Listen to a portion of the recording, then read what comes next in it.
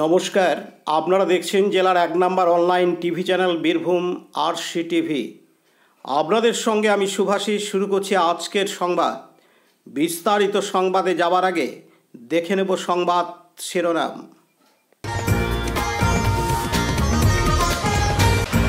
ভাড়া বৃদ্ধিকে কেন্দ্র করে মিড ডে মিলের চাল সরবরাহ বন্ধ সিউড়িতে।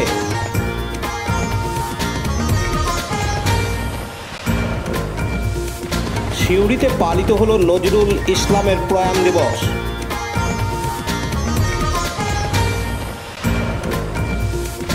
পাইকড় থানার উদ্যোগে অবৈধ কয়লা উদ্ধার।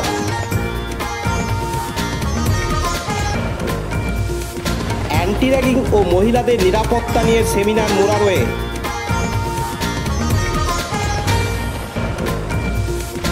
ন্যানো সার প্রসার অভিযান অনুষ্ঠিত হলো মল্লারপুরে।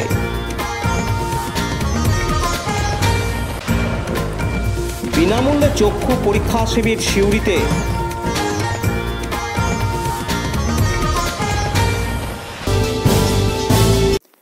ভাড়া বৃদ্ধিকে কেন্দ্র করে মিড ডে মিলের চাল সরবরাহ বন্ধ রইল 1.5 ঘন্টারও বেশি আজ বৃহস্পতিবার 29শে আগস্ট। ঘটনাটি ঘটেছে বীরভূমের সিউড়ির 1 নম্বর ব্লকের অন্তর্গত এফসিআই গোডাউনে। এখানে যে সকল ট্রাক মালিক, চালক এবং তাদের অ্যাসোসিয়েশন রয়েছে তারা দীর্ঘদিন ধরেই তাদের গাড়ি ভাড়া বৃদ্ধি করার দাবি তুলছিলেন। এরই মধ্যে 9% ভাড়া বৃদ্ধি করার আশ্বাস দেওয়া হয়, কিন্তু আচমকা বৃহস্পতিবার 29শে আগস্ট সকালবেলায় দেখা যায় মিড ডে মিলের চাল সরবরাহ করার জন্য সাঁইথিয়া সহ বেশ কিছু জায়গা থেকে মিড ডে মিল আধিকারিকরা গাড়ি ভাড়া করে নিয়ে আসেন। তখনই এখানকার যে সকল চালকরা ও গাড়ির মালিকরা রয়েছেন তারা ওই সকল গাড়ি আটকে দেন। প্রায় 1.5 ঘন্টার বেশি চাল লোডিং বন্ধ থাকার পর দুপক্ষের মধ্যে মীমাংসা হয় এবং মীমাংসা শেষে কর্তৃপক্ষ মেনে নেয়। এরপর চাল লোডিংয়ের কাজ হয় ও গাড়িগুলি গন্তব্যের দিকে পৌঁছে যায়।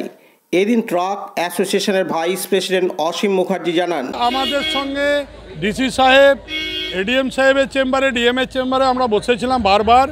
এখানে যে গাড়িগুলো চলে সেই গাড়িগুলো ফ্লাওয়ার মিল, ডিস্ট্রিবিউটার এবং মিড ডে মিলের এরা এবং স্কুলের চাল যায়। তো আমাদের সঙ্গে কথা হওয়ার পরেও ওরা হঠাৎ করে দেখছি গাড়ি ভাড়া করে কিছু নিয়ে চলে এসছে।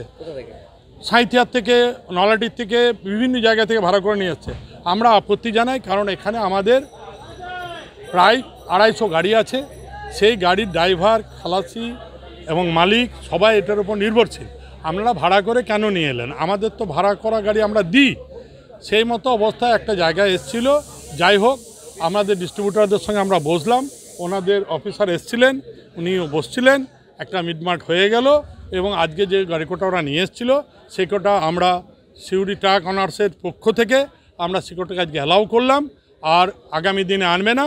আর আগেই তো আমাদের বন্ধ আমরা করিনি, কারণ যেহেতু আমাদের স্পেশাল চাইল্ড বা এমনি ওই স্কুলে যে ছোটোখাটো গাড়িগুলো এসছে সমস্ত গাড়িতে আমরা আগে ঢুকিয়ে দিয়েছিলাম।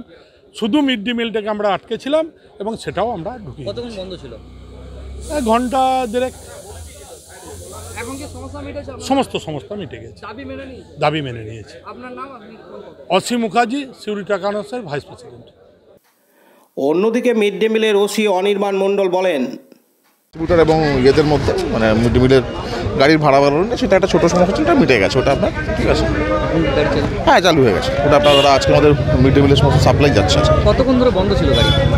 মানে কতক্ষণ ধরে বলতে গেলে আমাদের সেকেন্ড কোয়ার্টারের যে চালটা আছে সেই সেকেন্ড কোয়ার্টারের চালটা আমাদের লিফটিং আমাদের কিছু গাড়ি হয়েছিল, 20% মতো লিফটিং হয়েছিল। তো বাকিটা আজকালের মতো লিফটিং হয়ে যাচ্ছে। তারা কি বৈঠকের সিদ্ধান্ত কী হলো? ঠিক আছে, ওরা কোনো সমস্যা না, ওরা মিট মেনে নিয়েছিল। ঠিক আছে স্যার, আপনার নাম? আমার নাম Anirban Mondal, OC mid day meal. Truck অ্যাসোসিয়েশনের সম্পাদক মুকিম শেখ জানান, ছিল দীর্ঘ 2.5 বছর ধরে আমাদের সিউড়ি ট্রাকের কোনো ভাড়া বাড়েনি। সেটা ফ্লাওয়ার মিল এবং ডিস্ট্রিবিউটার, দুটো ডিস্ট্রিবিউটার, ওই দুই মানে ফ্লাওয়ার মিল এবং ডিস্ট্রিবিউটাররা আমাদের সঙ্গে 9% চুক্তি হয়েছিল ভাড়া বাড়াবার, সেটা ওরা মেনে নিয়েছিল। যারা মিড ডে তুলে তাদের ওটা মানছিল না। আজকে সেটা বসে সেটাও মিটে গেছে, 9% ভাড়া তারা দিতে রাজি এবং তারা কিছু গাড়ি ভাড়া নিয়ে এসছে। যেহেতু আজকে একদিন দীর্ঘদিনে তাদের আমাদের সঙ্গে সম্পর্ক, সেই ভাড়া গাড়িগুলোকে আজকে আমরা ছেড়ে দিলাম। পরের দিন থেকে আমাদের গাড়ি নিয়ে ওরা কাজ করবে। আজকে কি করলেন? তার আগে আমাদের ওই ভাড়ার আমরা যেগুলো ডিস্ট্রিবিউটার নিজস্ব গাড়ি সেগুলোকে ছেড়ে দিয়েছিলাম, কিছু মানে চাইল্ডস মিল যেগুলো দেয় সেই গাড়ি ছোটো ছোটো গাড়ি ছিল সেগুলোকেও ছেড়ে দিয়েছিলাম। শুধুমাত্র ভাড়ার গাড়িগুলো যেগুলো নিয়ে এসেছিলো সেগুলো আটকানো ছিল। কিন্তু আজকের দিনের জন্য আমরা যেহেতু ওদের সঙ্গে চিরদিনের সম্পর্ক এবং সম্পর্ক রাখতে হবে, সেই সম্পর্ক রাখার জন্য ভাড়ার গাড়িগুলো আজকে আমরা নেগোসিয়েশন করে ছেড়ে দিয়েছি। কাজ চলছিল ডিস্ট্রিবিউটার এবং ডিস্ট্রিবিউটার নিজস্ব গাড়ি এবং ছোটো ছোটো গাড়ি যেগুলো চাইল্ডসের খাবারের হয় সেই খাবারের মিড ডে মিলের ছোটো গাড়িগুলোকেও আমরা ছেড়ে দিয়েছিলাম। সম্পূর্ণ বন্ধ ছিল না, কেবলমাত্র ভাড়ার গাড়ি যেগুলো নিয়ে এসেছিলো সেই গাড়িগুলো বন্ধ ছিল। আমার নাম মকিম শেখ, আমি সিউড়ি ট্রাক অ্যাসোসিয়েশনের সহ সম্পাদক। পার্থ দাসের রিপোর্ট, বীরভূম RCTV সিউড়ি। এখন বিজ্ঞাপন বিরতি, ফিরে আসছি বিরতির পর। সব থেকে ভালো চিকিৎসা সবচেয়ে কম খরচে, সবচেয়ে কম খরচে। সব থেকে ভালো চিকিৎসা সবচেয়ে কম খরচে, সবচেয়ে কম খরচে। বিশ্বমানের স্বাস্থ্য পরিষেবা মিলবে দিনে রাতে, বিশ্বমানের স্বাস্থ্য পরিষেবা মিলবে দিনে রাতে। মণি মহেশ হসপিটাল, মণি মহেশ হসপিটাল, মণি মহেশ হসপিটাল, মণি মহেশ হসপিটাল। মণি মহেশ হসপিটাল, দুবরাজপুর, বীরভূম।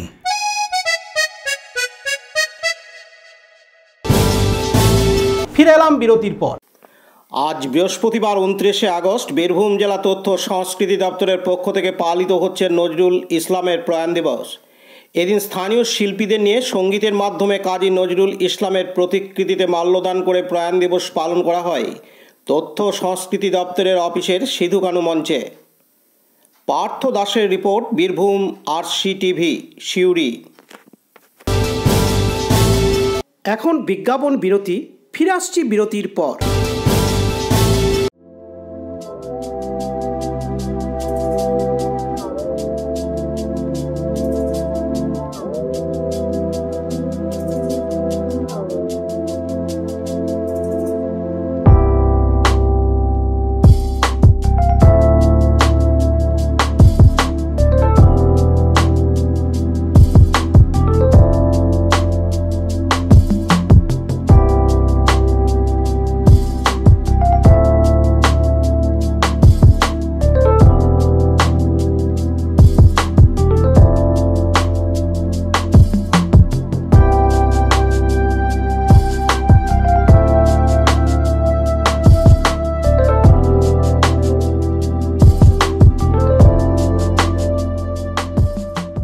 ফিরে এলাম বিরতির পর। আজ বৃহস্পতিবার 29শে আগস্ট ভোরবেলায় বীরভূমের মুরারই 2 নম্বর ব্লকের অন্তর্গত পাইকোর থানার কিষাণ মান্ডির কাছে পাচার হওয়ার আগেই অবৈধ কয়লা বোঝা একটি ইঞ্জিন চালিত ভ্যান গাড়ি সমেত চালক ও অন্য একজনকে আটক করে পুলিশ। পুলিশ সূত্রে জানা যায়, ইঞ্জিন চালিত ভ্যান গাড়িতে প্রায় 3 টন অবৈধ কয়লা ছিল। সেই অবৈধ কয়লা সহ ইঞ্জিন চালিত ভ্যানটিকেও গাড়ির চালক সহ 2 জনকে গ্রেপ্তার করে পাইকোর থানার পুলিশ। পুলিশ সূত্রে আরও জানা যায়, অবৈধ কয়লাগুলি ঝাড়খণ্ড থেকে চুরি করে মুর্শিদাবাদ নিয়ে যাওয়া হচ্ছিল পাচারের উদ্দেশ্যে। পাইকোর থানার পুলিশ আজ বৃহস্পতিবার 29শে আগস্ট তাদের প্রত্যেকের বিরুদ্ধে চার্জশিট তৈরি করে রামপুরহাট মহকুমা আদালতে পাঠিয়ে দেয়। তবে সাধারণ মানুষের প্রশ্নের আগেও প্রচুর পরিমাণে অবৈধ কয়লা পাচার হয়ে যাচ্ছিল মুরারই থানার সামনে দিয়ে কীভাবে, তা নিয়েও উঠেছে নানান প্রশ্ন। দীপু মিয়া রিপোর্ট, বীরভূম RCTV পাইকর।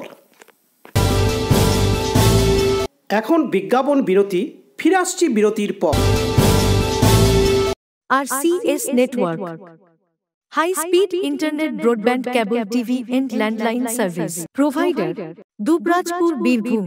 আমাদের এখানে পাবেন BSNL, RailTel, city alliance and Jio ফাইবারের internet, cable TV and landline টেলিফোনের কানেকশন নিতে যোগাযোগ করুন। দুবরাজপুর 034622962777 7449000072 9732202011। 8207037404, সিউড়ি 034622999995, 9647669675, 7063544520। ফিরে এলাম বিরতির পর। বীরভূমের মুরারই 1 নম্বর ব্লকের মহরাপুর অঞ্চলের কাঁটাপাহাড়ি পলিটেকনিক কলেজে অ্যান্টি র্যাগিং ও মহিলাদের নিরাপত্তা নিয়ে একটি সেমিনার হয়ে গেল। কলেজের সেমিনার হলে আজ বৃহস্পতিবার 29শে আগস্ট। এই সেমিনারে উপস্থিত ছিলেন কলেজের প্রিন্সিপাল, মুরারই থানার ভারপ্রাপ্ত পুলিশ আধিকারিক সাকিব সাহেব, মহরাপুর গ্রাম পঞ্চায়েতের প্রধান, মুরারই 1 নম্বর ব্লকের বেশ কিছু কর্মী ও আধিকারিক এবং কাঁটাপাহাড়ি পলিটেকনিক কলেজের পড়ুয়ারা। এদের উপস্থিত বিশিষ্ট আধিকারিকগণ কলেজে অ্যান্টি র্যাগিং ও মহিলাদের নিরাপত্তা নিয়ে প্রত্যেকেই বক্তব্য রাখেন। সেই সঙ্গে মহিলারা কোনো রকম বিপদের সম্মুখীন হলে তারা কিভাবে নিজেকে সেভ করবেন তা নিয়েও আলোচিত হয় এই সেমিনারে। দীপু মিয়া রিপোর্ট, বীরভূম RCTV, মুরারই। এখন বিজ্ঞাপন বিরতি, ফিরে আসছি বিরতির পর। বঞ্চনার অবসান, শ্রমের সম্মান। 100 দিনের কাজের অদক্ষ শ্রমদানকারীদের জীবনে এলো নতুন প্রভাতের আলো। মাননীয় মুখ্যমন্ত্রী মমতা বন্দ্যোপাধ্যায়ের উদ্যোগে তাদের 2 বছরের বকেয়া মজুরির বঞ্চনার অবসান হলো। সম্পূর্ণ রাজ্য সরকারের নিজস্ব তহবিল থেকে 2651 কোটি টাকা ব্যয়ে 59 লক্ষ অদক্ষ শ্রমদানকারীদের বকেয়া মজুরি প্রদান করা হয়েছে। হাসি ফুটেছে রাজ্যের সকল অদক্ষ শ্রমদানকারীদের মুখে। পঞ্চায়েত ও গ্রামোন্নয়ন দপ্তর, পশ্চিমবঙ্গ সরকার কর্তৃক জনস্বার্থে প্রচারিত। ফিরে এলাম বিরতির পর। গতকাল বুধবার 28শে আগস্ট মল্লারপুরের মথুরাপুর মোড়ে ইফকোর উদ্যোগে মল্লারপুর নৈশবার তত্ত্বাবধানে 150 জনের অধিক এলাকার কৃষক ভাইদের নিয়ে ন্যানো সার প্রসার অভিযান নামে একটি অনুষ্ঠান অনুষ্ঠিত হয়। ইফকোর ন্যানো মডেল ভিলেজ প্রজেক্টের অন্তর্গত চাষি ভাইদের ন্যানো প্রযুক্তি ও ড্রোন প্রযুক্তি সম্পর্কে বিস্তারিত আলোচনা হয়। অনুষ্ঠানে উপস্থিত ছিলেন ইফকোর রাজ্য বিপণন প্রবন্ধক ডক্টর প্রকাশ দত্ত, রামপুরহাট সাব ডিভিশনের কৃষি অধিকর্তা প্রীতেশ দাস, ব্লকের কৃষি অধিকর্তা অর্জুন মণ্ডল, ইফকো বীরভূমের ফিল্ড অফিসার সুশান্ত ব্যানার্জি এবং মল্লারপুর নৈশবার কৃষি উৎপাদক গোষ্ঠীর কর্ণধার সাধন সিনহা। ডক্টর প্রকাশ দত্ত রাসায়নিক সারের ব্যবহারের কুফল সম্পর্কে বলেন এবং পরিবর্তে ন্যানো সার ব্যবহারের জন্য পরামর্শ দেন। ইফকোর পক্ষ থেকে এলাকার 4টি গ্রামের 8 জন প্রগতিশীল কৃষক ভাইদের সংবর্ধনা দেওয়া হয়। স্প্রে মেশিন নিয়ে আসা 50 জন এলাকার স্থানীয় চাষি ভাইরা অনুষ্ঠানের পরে ন্যানো ইউরিয়া ও ন্যানো ডিএপি তাদের জমিতে প্রয়োগ করেন। এছাড়াও এলাকার 5 বিঘে জমিতে 2টি কিষাণ ড্রোনের মাধ্যমে ন্যানো ডিএপি স্প্রে করা হয়। পরিশেষে উপস্থিত সকল চাষি ভাইদের হাতে ন্যানো ইউরিয়া ও ন্যানো ডিএপি এর একটি করে কিট তুলে দেওয়া হয়। কাজী আবিদুল ইসলামের report, Birbhum RCTV, Mallarpur. National service scheme হলো একটি স্বেচ্ছাসেবী সংস্থা যা সরকারের মানব সম্পদ উন্নয়ন মন্ত্রকের অধীনে কাজ করে। এটি সমাজসেবার মাধ্যমে শিক্ষা ধারণাকে সমর্থন করে। এটি কমিউনিটি সার্ভিসের মাধ্যমে শিক্ষার্থীদের ব্যক্তিত্বের সামগ্রিক বিকাশকে কেন্দ্র করে। বীরভূমের সিউড়ি বিদ্যাসাগর কলেজে জাতীয় সেবা প্রকল্প বা NSS এর উদ্যোগে এবং দত্ত অপটিক্সের সহযোগিতায় একটি বিনামূল্যে চক্ষু পরীক্ষা শিবিরের আয়োজন করা হয় সিউড়িতে আজ বৃহস্পতিবার 29শে আগস্ট। উক্ত শিবিরটি পরিচালনা করেন স্বেচ্ছাসেবক সালমা সুলতানা, নাওসেন পারভেন, আবিদ হাসান, একিনা খাতুনরা। এদিন উপস্থিত ছিলেন NSS এর বিভাগীয় অধ্যাপক সুজিত মণ্ডল, সাবিরুল ইসলাম, তন্ময় ঘোষ এবং অন্যান্য অধ্যাপক, অধ্যাপিকা ও পড়ুয়াগণ।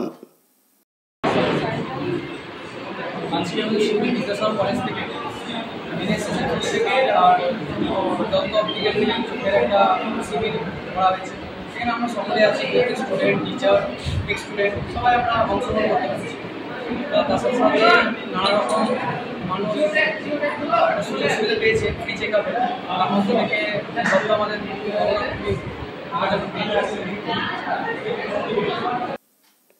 পতিত পাবন বৈরাগ্যের রিপোর্ট, বীরভূম RCTV, সিউড়ি। আজকের সংবাদ এই পর্যন্ত। পরবর্তী সংবাদের জন্য চোখ রাখুন বীরভূম RCTVর পর্দায়। নমস্কার।